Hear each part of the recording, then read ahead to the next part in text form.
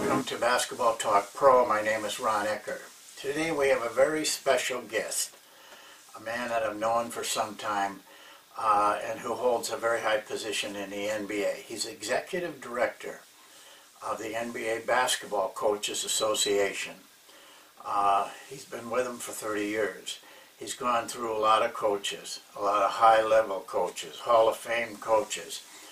So he has a message, and I wanted you to get a chance to hear from him, and he was kind enough to give us his time because I think it adds to your knowledge of your profession, of what goes on in many organizations that are connected with basketball. There is a slight problem with the film, but there's nothing wrong with the voice. So focus on the voice, even though the film gets a little shaky at times. So now I'd like to turn you over to the show as it was recorded in Michael's office. Really happy to have you, and I'll turn it over to you for the time being. Ron, it's a pleasure to be here, and certainly good to be part of your outstanding webcast. I'll give you a little background about the NBA Coaches Association, if I may. First of all, our group encompasses all the coaches in the NBA. So we have 30 head coaches, about 150 assistant coaches, and about close to 100 alumni. Alumni are broken down into two categories, guys that are retired and out of the game, and then the majority of the coaches who are in between jobs, let's say. The Coaches Association was formed back in 1974 by Hall of Fame coach and player Tommy Heinsohn of the Boston Celtics, who at that time saw the future of basketball as being a very bright one. The players had organized and getting a number of benefits from the league and so forth. And Tommy and his fellow coaches at that time felt that the NBA coaches should have a seat at the table among the NBA constituencies. And so they went to the owners and organized an association. I think there were about 14 coaches involved at that time. Now we have, including our alumni, about 250, 260 coaches and so on. And then from about 1974 to around 1978, 79, the league had provided some very good benefits for the coaches, primarily a defined benefit pension plan, which was the key ask by the group. And then around, again, around 1979, 1980, two coaches. By the way, prior to taking over as executive director, I was the general counsel to the old ABA, the American Basketball Association, which most people out there know, a highly energetic league that operated a number of years, kind of a semi-bankrupt organization and what have you. But I befriended a number of coaches in the ABA and knew a lot of people in the NBA. And so coaches Bill Cunningham, who was in the NBA at the time, the 76ers, and Kevin Loughery, who had just come over from the NBA from the ABA into the NBA, came to meet with me and asked me if I would be interested in becoming executive director.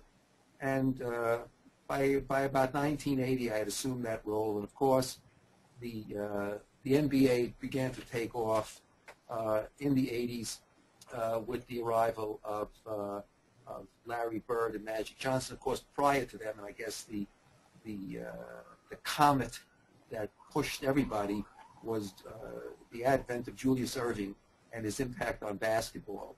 And you might say that Erving begot Magic and Bird and Magic begot Michael Jordan, and Michael Jordan begot Shaq, and the NBA went from a league whose finals were broadcast on tape delay on CBS back in the late 1970s, the early 80s, to the global sports juggernaut that it has become today.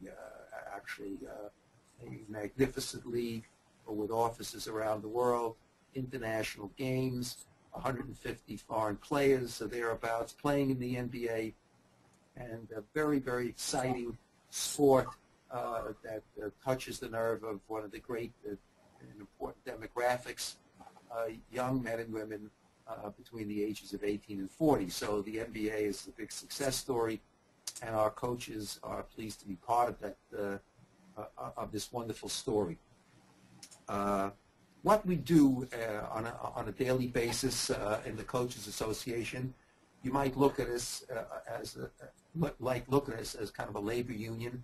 We do have a collective bargaining agreement with the NBA, but we're not a militant group. We're kind of defanged a little bit. We have a very close working relationship with the NBA. The NBA provides a great deal of member benefits through the Coaches Association, such things as pension, a retirement plan, a 401k, a disability program, and so on down the line. Very vigorous, good program, healthy program, and we're in there over the years, always negotiating with the NBA to improve the lot, because to me, a retirement fund, after you put all these years into a sports league, is your just reward, and I think that's more or less recognized by management and ownership and what have you. But we also have a very close liaison with the NBA. We have our own NBA Coaches Association Rules Committee that works closely with the NBA Rules Committee on any number of areas designed to improve and hone the game. Taking the time you have to bring the ball up from 10 seconds to 8 seconds, and this, that, and the other thing. Those were all initiatives that the Coaches Association was very much involved in, for the obvious reason is who knows the game better than the coaches who sit there for 100 games a year with a ringside seat and so forth. And our relationship with the NBA, insofar as the integrity game, its competitive balance, its excitement and so forth, is critical to the coaches as well as the league, and a very close working relationship exists. On the flip side, unfortunately, from time to time, the coaches and the league are at loggerheads over a coach being suspended or fined for his actions or what have you, and the Coaches Association plays an important role in representing the rights of our coaches before the league.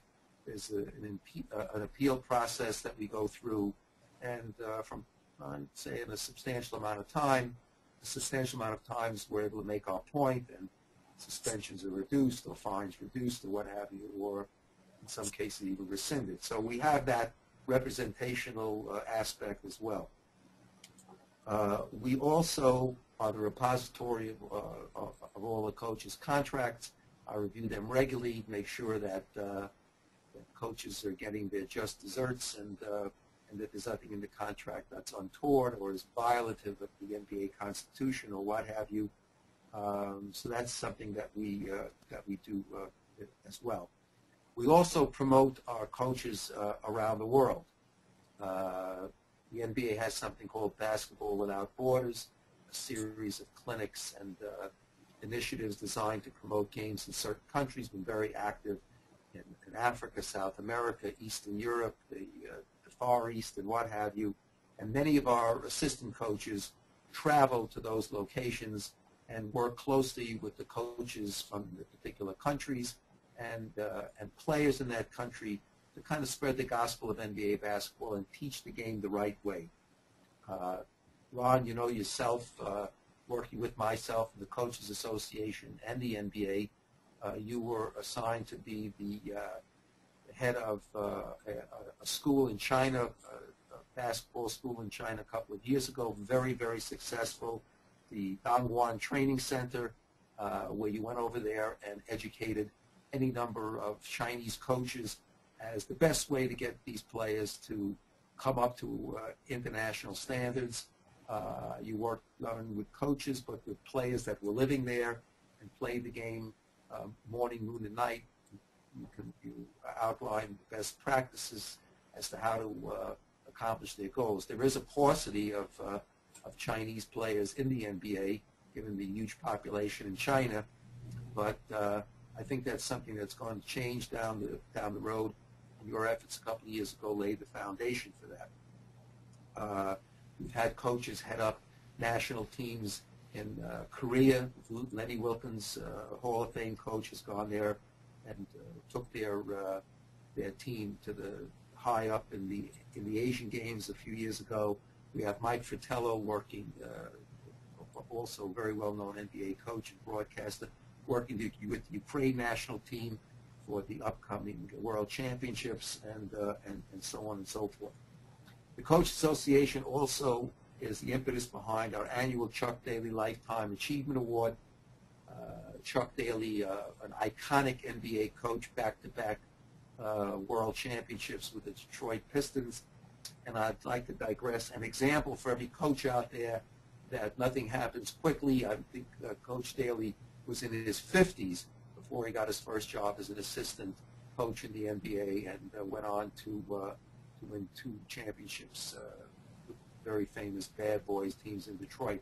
Our Chuck Daly Award is awarded every year to a coach who has made a major contribution to the game, not only in wins and losses, but in bringing the game to a different level, in teaching it the right way, in promoting the game, of setting an example of how a coach should conduct himself, and so on. Our past winners, again, were Tommy Heinsohn in 2009, coaches Jack Ramsey and longtime assistant coach Tex Winter in 2010, Coach Lenny Wilkins, who, by the way, was president of our association for 18 seasons, won in 2011, a triple Hall of Fame honoree, Coach Pat Riley, and last year Coach Bill Fitch.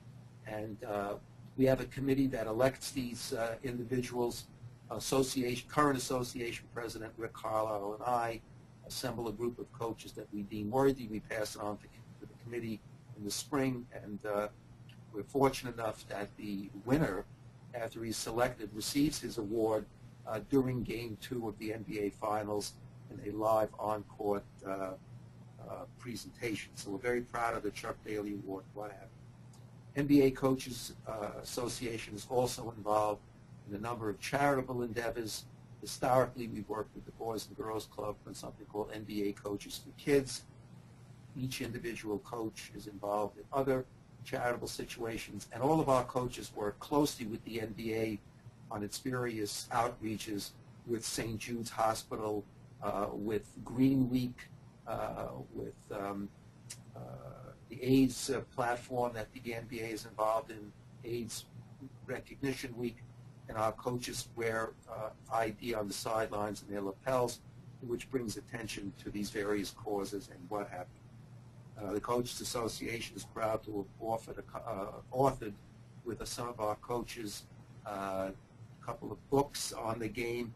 Our NBA Coaches Playbook, very, very popular book, just has been translated into Korean and Japanese and Chinese, and a project called Own the Zone by our assistant coach Don Casey, a longtime NBA coach out of Philadelphia and the guru of the zone defense, both in the college setting and in the more limited NBA setting. We want to keep our coaches up to speed with all things technology, and that's very important today to all coaches out there. The manipulation and management and analysis of data is a critical tool today for all coaches, something that didn't exist years ago. And our coaches work very closely with the NBA in managing the data, in analyzing it, and producing it. Each team has an analytics department and so forth and so on. Many of our coaches attend these analytics conferences held around the country, the quote Moneyball type of efforts that teams are involved in now. And we have a four-man coaches technology committee within the NBA that is on top of all this stuff. On a more lighter side, we have some nice relationships with an apparel manufacturer called Joseph Abboud, which makes very fine men's clothing line, and our coaches wear Joseph Abboud suits, and the relationship we have with that company. And since coaches are on their feet a lot during games, we have a lovely relationship with the Allen Edmonds Shoe Company. Both of these companies' products are made in America.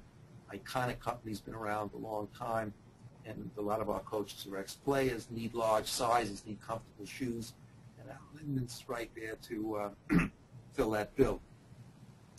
The NBA recognizes the achievements of coaches by our annual Coach of the Month, Coach of the Year award. One coach from the Eastern Conference and one coach from the Western Conference are presented these awards monthly, and then the coach that is recognized as have done the best job is awarded the Coach of the Year award, and so on. Just this past month, Jason Kidd of the New Jersey Nets won the Coach of the Award in the Eastern Conference. The Nets struggled a little bit. They had a beautiful January, 10-1, I think. And Dave Yeager, one of our new coaches with the Memphis Grizzlies, they had a terrific month as well. Came back from a little bit of a rough start and so forth, and now are right in the mix. Dave won the award for the Western Coach of the Month. And we do have a lot of work. Each one of our individual coaches works closely with his own team's community relations department and is involved in a lot of outreaches with respect to the teams. So that's kind of a quick overview of the Coaches Association. In my role, I kind of steer the ship a little bit. Coaches are busy every day, getting that W or recovering from a loss, and my job is to take these various platforms that I discussed and make sure that they're being watched and fulfilled and so forth and so on. And so that's a story. I have a few words about coaching and some thoughts I might give, but perhaps you have a few questions. Michael, with your experience, all these 30 years, and you've seen the very best in coaching, is coaching changing? Are the issues for coaches changing from the time you started to where we are now? Well, the profession of a coach, any profession, any job today is changing. We're in a world that changes sometimes every 24 hours with the advent of some new technology or a new way of thinking or what have you. But Ron, the game is a simple game. Put the ball in the basket, score more points than the other team. Defense wins championships, and so forth and so on. So the basics of the game are the same. The athletes today are, of course, from a physical standpoint, are bigger and stronger. And, excuse me one second. The athletes are bigger and stronger than they were. The athletes are bigger and stronger. I'm sorry to repeat that. Technical glitch here. There's the nutrition aspect. There's the fitness aspect. We've come light years from players having a beer in the locker room after the games and so forth to where we are today in terms of nutrition, fitness, weight work, yoga, stretching, and so forth. So that's one element. The game is more complex from the standpoint of, I would say, the technology and data end of it. That's a whole other area that coaches have had to learn a lot about and hire staffs to work with them on analyzing the data, putting the right teams on the floor and so forth and so on. And of course, we live in a different age from years ago where the coach blew the whistle, had the clipboard, and everybody saluted. Today you have to be a part psychologist, part father figure, part motivator, maybe even a little more than you had to in the years gone by. Guaranteed contracts play a role and so forth.